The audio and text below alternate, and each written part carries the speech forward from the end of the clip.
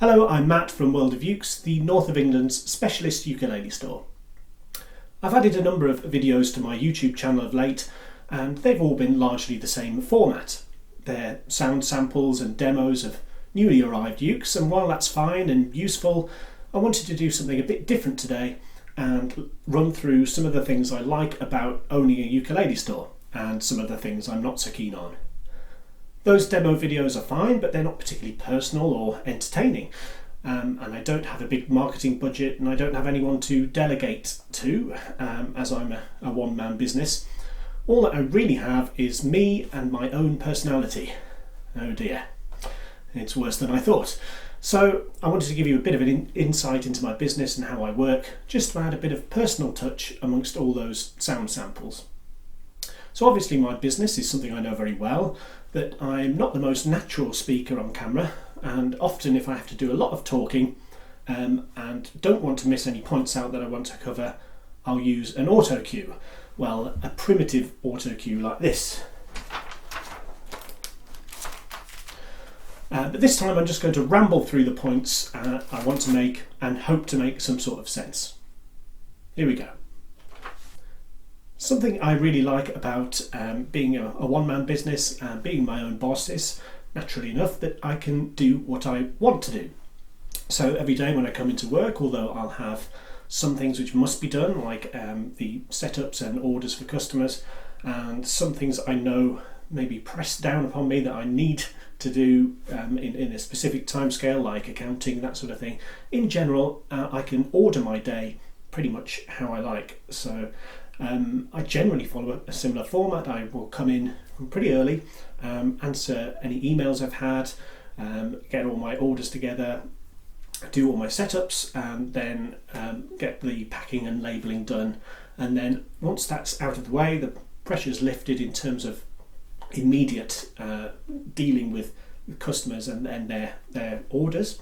And then I can pretty much schedule my day how I like. If I want to make a slightly odd video about the things I like about a ukulele store, for example, as I'm doing now, I can. So that's definitely something I like, the flexibility to be able to come up with ideas and follow them through. Or I have lots of ideas which, I've had ideas that I came up with years ago, which I still haven't done, but they're still in there, and I'll bring those out at some point. So I like the ability to plan my own day and follow through things with nobody telling me that actually that's a silly idea to do that video, you'd be better off spending your time doing something else. So I like being my own boss.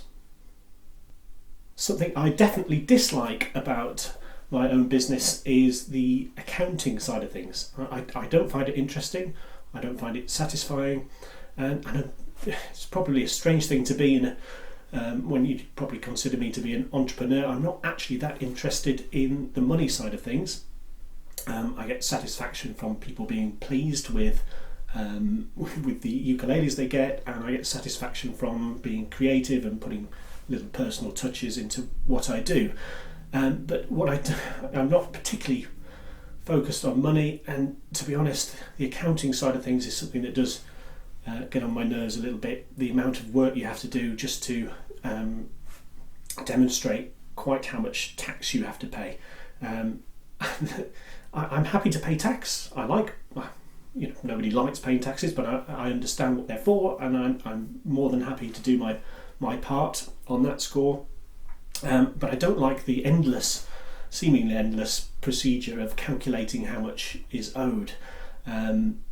There's something if you're watching in the UK, you might have heard of Making Tax Digital, which is a way of tying up every invoice and every payment that you've got, so that you can demonstrate at any one time that you've paid the correct amount of VAT or reclaimed the right amount, and that I call it making tax difficult.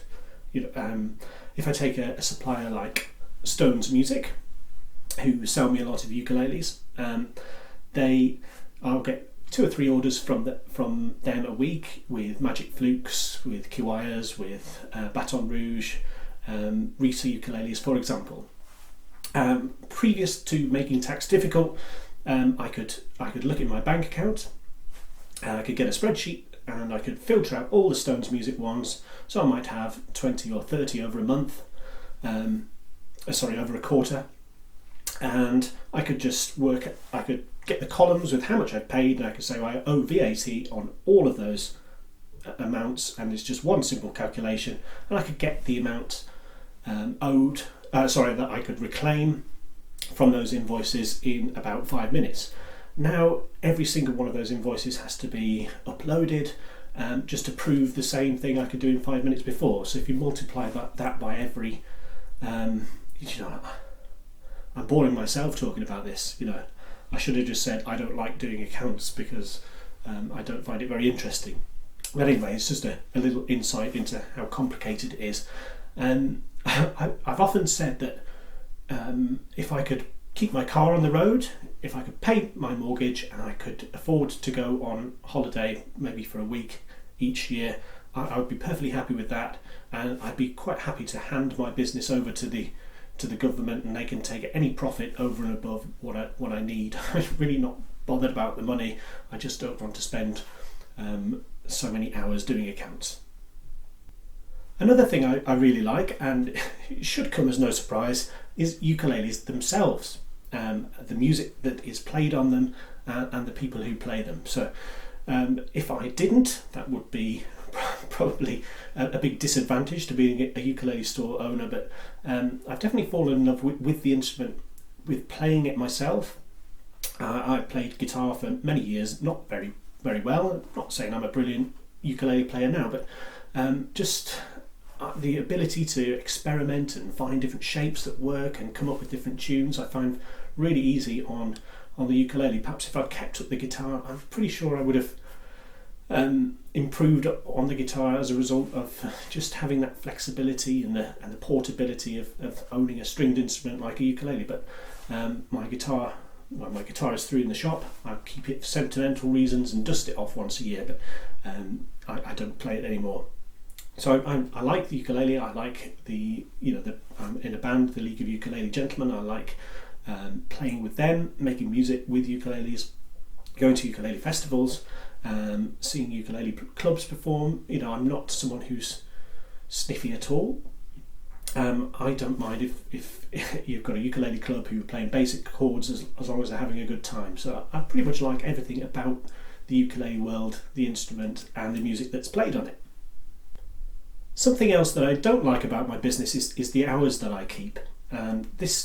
I've mentioned that I can plan my day and do what I like, but the hours, I think it comes from within. I'm a worker. I like working, but the more I work, the better my business does. So this becomes a bit of a problem with trying to separate working with free time. Because the number of times it'd be a weekend and I think, right, well, I could I don't know, mow the lawn, or I could go for a walk, and then in the back of my mind will come, well, I could just go into work this morning. I could just pop in and make that video or advertise those new products, because that will help sell them. And if they're not advertised, no one's going to know about them. So the more I work, the better my business does, which puts a little bit of pressure on me to think, I must keep some time free for not working, because the more I work, the better I do. So I can get in a bit of a position where I feel a bit guilty for taking any free time, because I could be working and therefore earning. So I need to work on that a bit better. Generally, I enjoy my work and my working day, which helps. But everybody needs some time off, so I need to work a bit harder on achieving that. Another thing I really like about World of Ukes is my job satisfaction, and generally that comes from customers being happy with the instruments they've got, and that it is not at all connected to how much they spend. Just an example from the shop here, recently there was a man came in who wanted to try a Pono ukulele, a baritone. He was a guitar player and he was used to quite nice instruments, and he wasn't sure whether he was going to take to the ukulele, but he didn't, he had in his mind that he wanted a good one, so he came in with a budget of £500 to £700, and he wanted to look at some Pono baritones, which he did, and he liked them. But as he wasn't sure about whether he would stick with it after all, because he was a guitarist, I thought, well, why don't you have a look at something that a bit more at the budget end, good, plain, no frills, but good. And I showed him a Baton Rouge V2B, which is just under £100. And having played the two, he as he wasn't used to the instrument, he couldn't really feel a huge difference, and he liked the sound of the Baton Rouge. And in the end, he went away with that Baton Rouge and was very, very happy with it. And I spoke to him recently. He's getting on well and may well come back in the future to buy something more expensive. But even if that's the case, he's going to be happy with his Baton Rouge, to take on his travels, put in the boot of the car and not be so worried about. So that is a position where a customer came in, they could have spent £500 to £700, and he probably would have done had I not showed him something cheaper, because he had it in his mind that this is what he wanted to spend. So as he left the shop, I was feeling really pleased with myself, because he was really happy with what he decided on. And then in the back of my mind, there was a little, well, you could have had hundreds of pounds more there, but that's just how that's what motivates me. I was happier that he spent less. Maybe I shouldn't be in business after all. But no, it's that sort of thing, just people being happy. As I'm responsible for my business, I do have my friends from my band pop in from time to time to help with packing and things like that, but basically falls upon my shoulders. When people are happy, I can take some credit for that, and it makes me feel happy as well. So that's something I definitely like. So another thing that I'm going to say that I don't like, and it's a bit of a love-hate thing, is the responsibility of being my own boss. I do have some help from time to time from my bandmates who will come in and pack boxes and keep my storeroom tidy, that sort of thing. But in general, it's a one-man business and everything falls upon my shoulders. I occasionally have a nagging doubt that, and I don't know if you have this, where you suddenly think, am I actually a grown-up? I still feel like, I shouldn't be responsible for all of this. I still feel young at heart, perhaps. Well, possibly because I'm very nostalgic about the past, and kind of still wish it was the mid-90s, and I still have that, a little bit of that in me, thinking, I'm just a young man finding his way in the world, and all of a sudden I'm thinking, no, I'm responsible for this.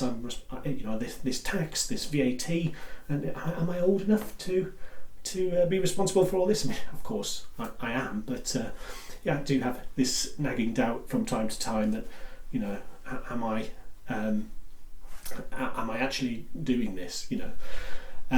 But with that responsibility, I've mentioned the satisfaction, but it's sometimes you think everything falls upon me.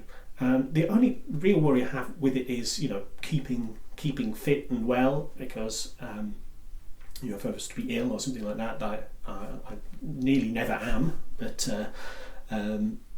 it would worry me that if I had an illness, what would I do then? But I try and keep myself fit and healthy these days, play football twice a week, so probably the worst that can happen is I hobble around the office 2 days a week, the day after football, so hopefully I'll keep fit and well. The final like that I want to mention is the customer interaction, and specifically customer appointments here in the shop at World of Ukes. It's a good job that I like dealing with customers, because I deal with customers all the time, but one specific part that I really like and has changed since the pandemic is the way people come and visit me here at World of Ukes. At first glance it might seem a little bit more difficult from a customer perspective, in that I now operate on a appointment basis. Now that is something that during the pandemic, and as things opened up a little bit, lots of people did appointments, and people, I hope, got kind of used to checking ahead and making an appointment or time to come in and see something or do something. So I've kept that going because I found it worked really well for me. I'm most of the time it's just me here. So I've mentioned planning my day, but and how I like to do it. But I recall in the past I might have 10 orders to do, setups to do. It might be 3 o'clock in the afternoon, and all I've got to do is do the shipping labels for those orders, and then a customer would arrive. And obviously they were welcome, but at the back of my mind I was thinking, I've got 10 packages out here, I've got an hour to get labels on, how am I going to do this? So from my perspective, having an appointment system works well, because if I know someone's coming in at 1 o'clock, as they are today, I can make this video beforehand.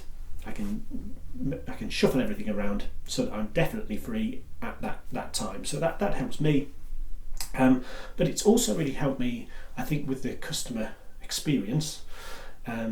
The instruments come in and go out of here very quickly, so it's not always the case that I can set everything up as they arrive.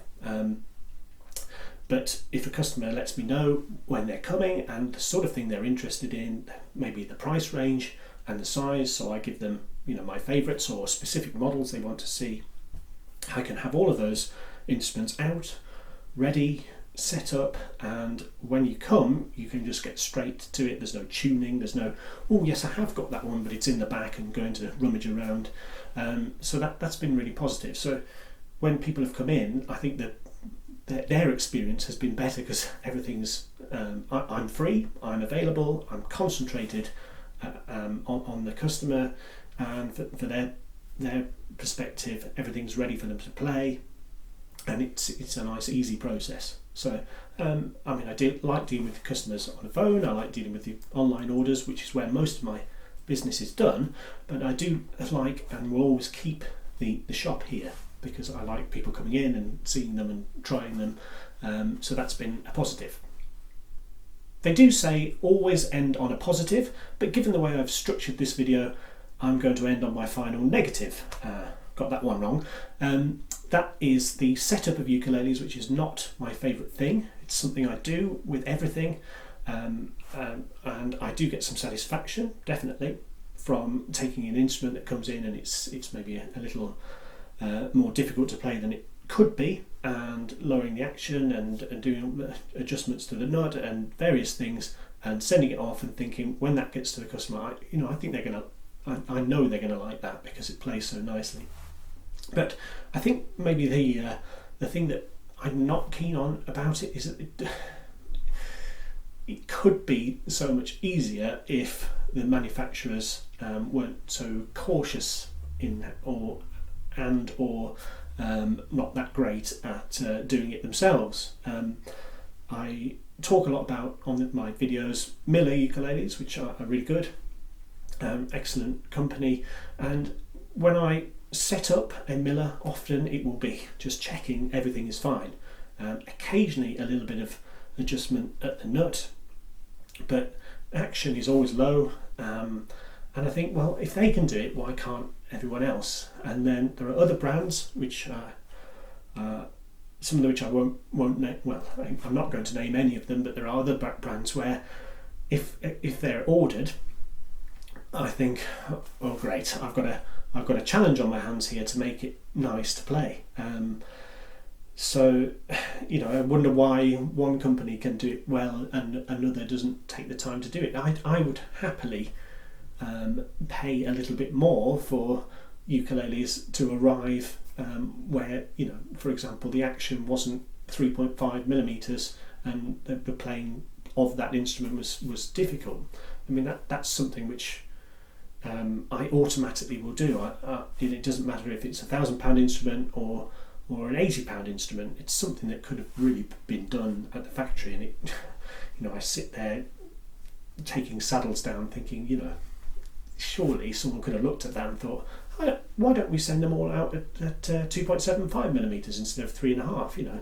That would make all the difference, and it would make all the difference to my day, because I spend a lot of time getting all dusty sounding saddles down. So it's not perhaps the process of doing it. I don't mind doing the setup work, but it's the knowledge that I'm doing it because, you know, a company that is making them and obviously knows ukuleles could have done it for me. So that's a bit annoying. On the other hand, the fact that I do it is definitely a selling point for my business. People know that I do and will check everything, and you'll get it in good condition. So probably if all manufacturers were perfect at their setup, then it would be more difficult for me to carve my niche.